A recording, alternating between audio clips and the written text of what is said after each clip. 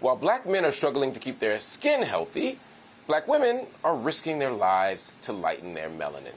A new study finds colorism is driving many black women to use potentially dangerous skin-lightening products. Researchers at Northwestern University surveyed hundreds of women, most of them black women. About 21% of women reported using skin-lightening products. 21%.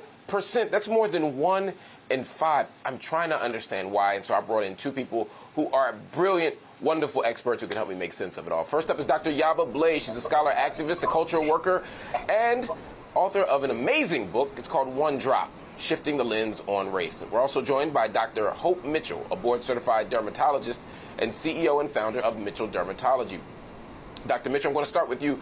Women who said they used skin lightening creams were also more likely to say they had experienced colorism in their lives.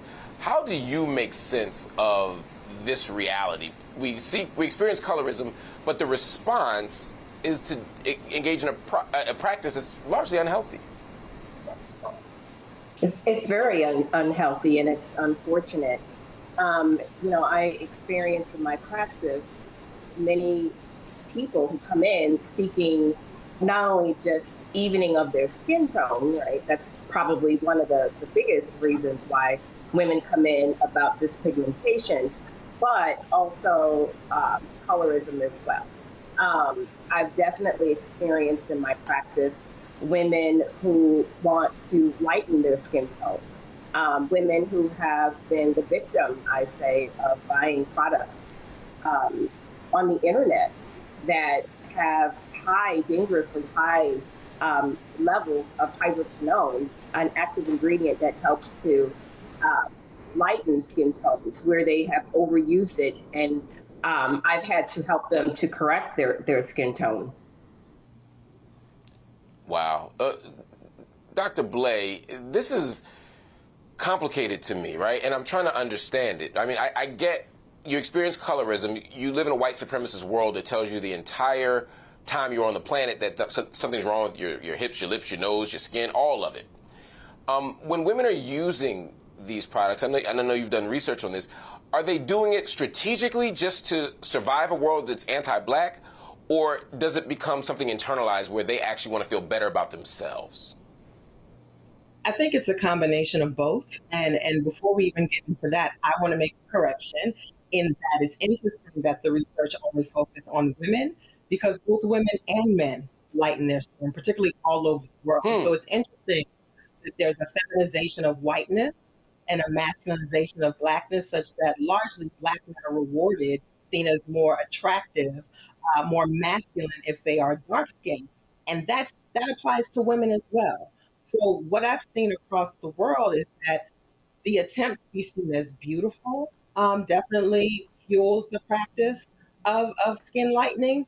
But in Ghana, for example, where my research focuses, it is also a matter of feeling clean, right? And I connect that to the ways in which blackness has been projected as dirty. And so, yes, in a white supremacist world, if we valorize whiteness, people are attempting to approximate whiteness, to feel more valuable in a white supremacist context. But what's also interesting to me is that we focus so much on the practice. Like when you ask the question, why? I'm going to ask the question, why not? Right?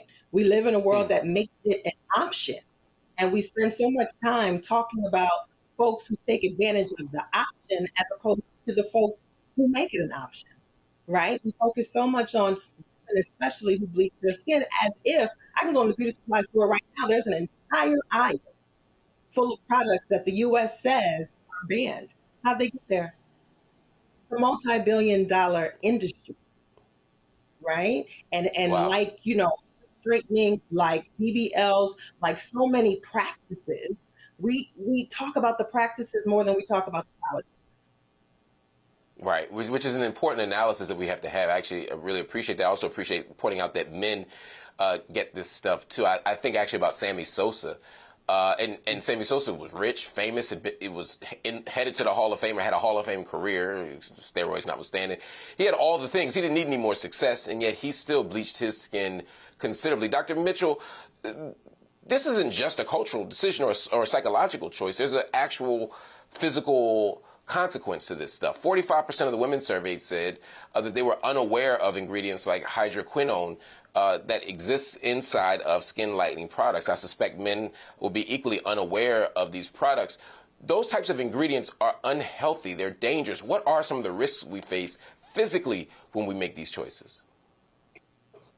Well, I mean, one of the top concerns that I have would be just an allergic contact dermatitis. Anything that traumatizes our skin tends to leave inflammation, which leaves even more dark patches. And it just sets off this vicious cycle of more dark patches, more of a sense or need to use these creams to even out the skin tone that we've made even worse.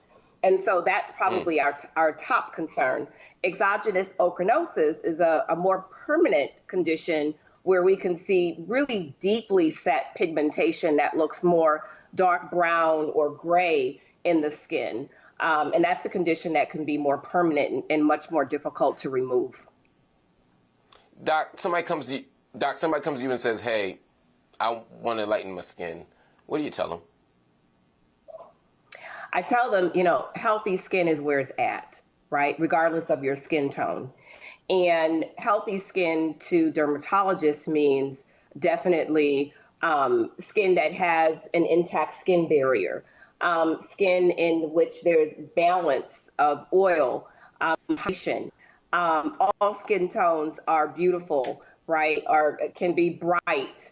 And so we talk more about the healthiness of an intact skin barrier and less so about the color that you are. And so it's really important that as dermatologists that we really hone in on what it means to have healthy skin. And so that's where I typically start. I appreciate that analysis. And that's important, right? And I know it's not your job to talk them down the ledge of white supremacy, but there's a way that we have to get at that. And I think Dr. Blay pointed that out quite brilliantly, that we have to break down not just the choices people make, but the systems that force us or shape our choices. Because that's the real answer here to getting to healthier skin and healthier minds. Anyway, Dr. Mitchell, Dr. Blay, I want to thank you both for joining me. Make sure you check out One Drop, Shifting the Lens on Race. It's one of the best books you will ever read. I promise you that.